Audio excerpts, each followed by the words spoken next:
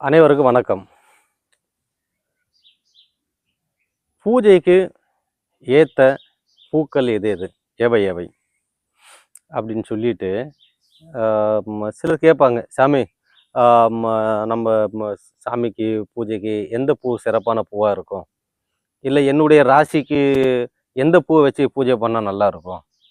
அப்படின்னு சொல்லிட்டுலாம் கேட்பாங்க. அது சம்பந்தமாக ஒரு விளக்கத்தை சொல்லலாம்னு சொல்லிட்டு தான் இந்த காணொளி. பொதுவாக பூக்கள் மனிதர்களுடைய பல விஷயங்கத்துல பிறப்பிலிருந்து இறப்பு வரைக்கும் அவங்க அதை பயன்படுத்துகிறாங்க. குழந்தை பிறந்தப்போ கூட அந்த பூ மாதிரி செய்து தொட்டிலில் வைப்பாங்க. குழந்தைக்கு பூவை சூடி விடுவாங்க. அதே போல் அந்த குழந்தை பெருசாகி திருமணம் ஆகுதுனாக்கா கணவன் மனைவி அவங்க 2 பேருக்கும் மாலை மரியாதை அந்த பூவெல்லாம் வச்சு அவங்கள அலங்கரிப்பாங்க.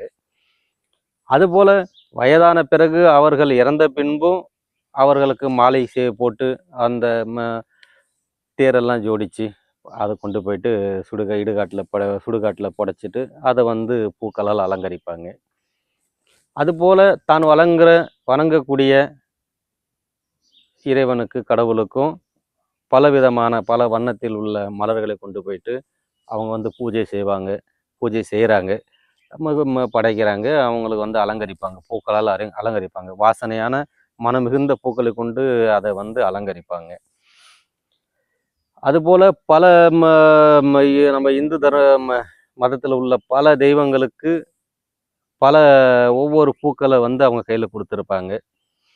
சரஸ்வதி பார்த்திங்கன்னா வெண்தாமரையிலையும், லக்ஷ்மி பார்த்திங்கன்னா தாமரைப்பூவிலையும்,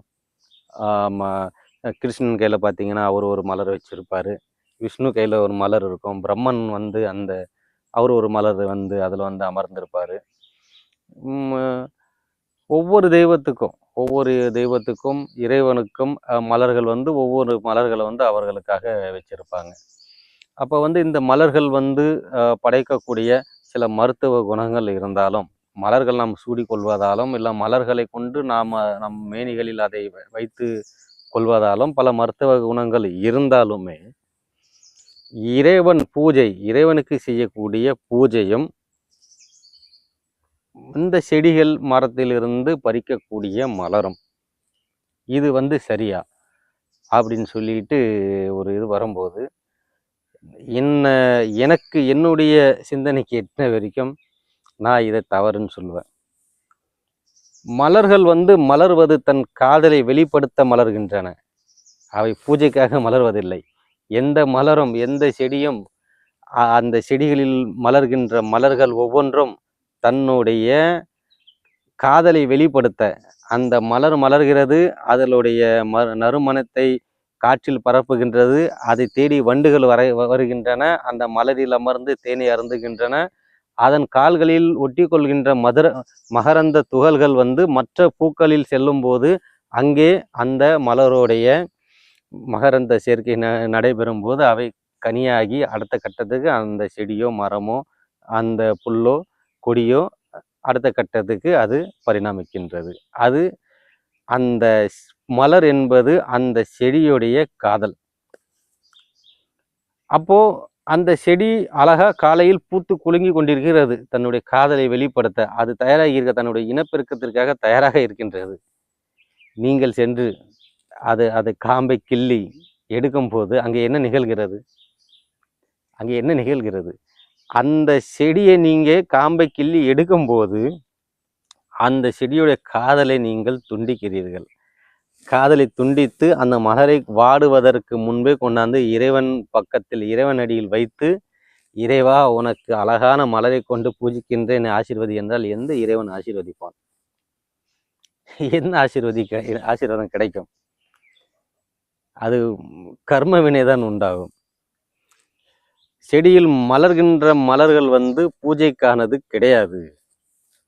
நீங்கள் செடியில் பறித்து இறைவனுக்கு பூஜைக்கு வைக்கும்போது அங்கே தோஷம் உண்டாகிறது, அதை இறைவன் ஏற்றுக்கொள்வதில்லை. மலர்களை செடியோடு அந்த மலர்ந்து அதோடு இருப்பதை காண்பதில்தான் இறைவனுக்கு மகிழ்ச்சியை ஒழிய, அந்த செடியில் இருக்கிற மலரை பறித்து அதை கொண்டாந்து இறைவனிடத்தில் வைக்கும்போது அதை கண்டு இறைவன் மகிழ மாட்டான். அது மகிழக்கூடியவன் இறைவனாக இருக்க மாட்டான்.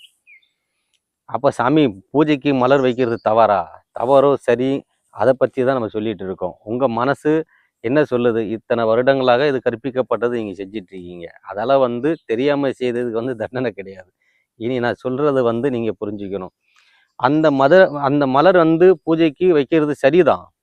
பூஜைக்கு வைக்கலாம், வச்சே ஆகணும் பூஜைக்கு. எப்போ வைக்கிறது?